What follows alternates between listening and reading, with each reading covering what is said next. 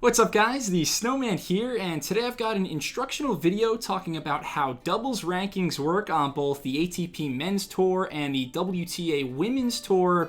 If you haven't already checked out my tennis rankings explained video, go check that out. I talked mostly about how the singles rankings work, but today I'll be talking mostly about the doubles rankings, and it's actually a very similar system to the singles. So how it works is each player throughout the year at each tournament, all doubles players accumulate a certain number of points at each tournament with their teammates. So as you pull up the table here, these are the different levels of tournaments on the men's ATP Tour. You get 2,000 points for winning a Grand Slam like the US Open or Wimbledon, 1,000 points for a Masters 1000, 500 for an ATP 500 tournament, and so on and so forth. So for example, at the 2019 US Open, Juan Sebastian Cabal and Robert Farah won the men's doubles competition. Elise Mertens and Aryna Sabalenka won the women's doubles competition.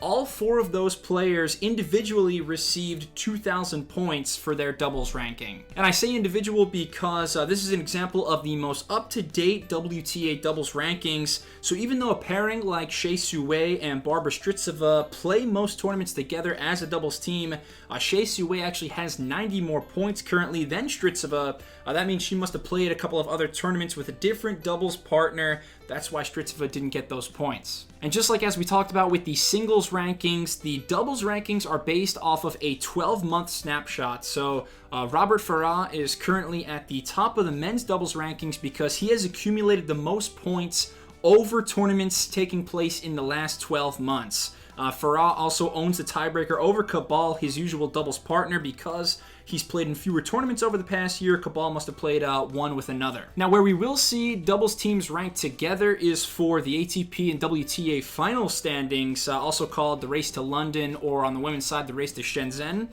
So essentially, these are just the rankings for a given calendar year.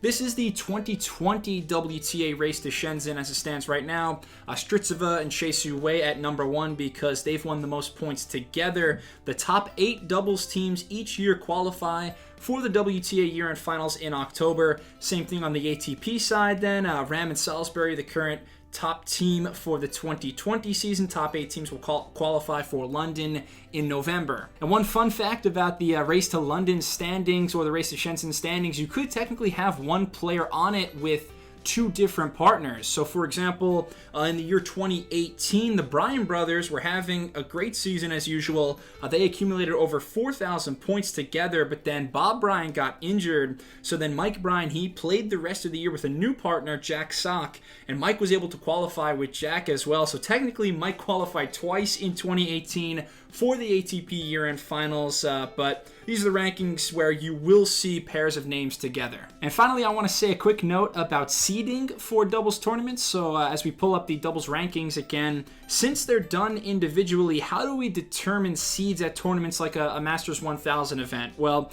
the way seeded teams are determined is by using combined doubles rankings of the 2 players. So for example, hypothetically, what if number 1 Farah broke up with his partner Cabal and teamed up with number 5 Marcelo Melo? Their combined ranking would be 6 because obviously 1 plus 5 is 6.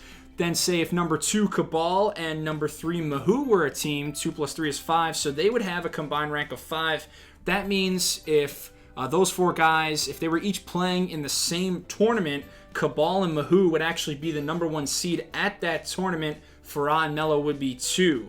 But of course, most of these players play the whole year primarily with the same teammates, so you'll rarely see them jumping back and forth like that. So hopefully you learned something with this video. Doubles rankings, though, overall pretty similar to singles rankings with a couple of caveats, but the doubles rankings are done throughout the year on an individual basis, except for the ATP and WTA finals. That's when you'll see the names together. But thanks a lot for watching. If you enjoyed this video or found it informational, please subscribe to the Snowman Sports Media for more tennis content. And I'll be back soon. Thanks a lot. Cheers.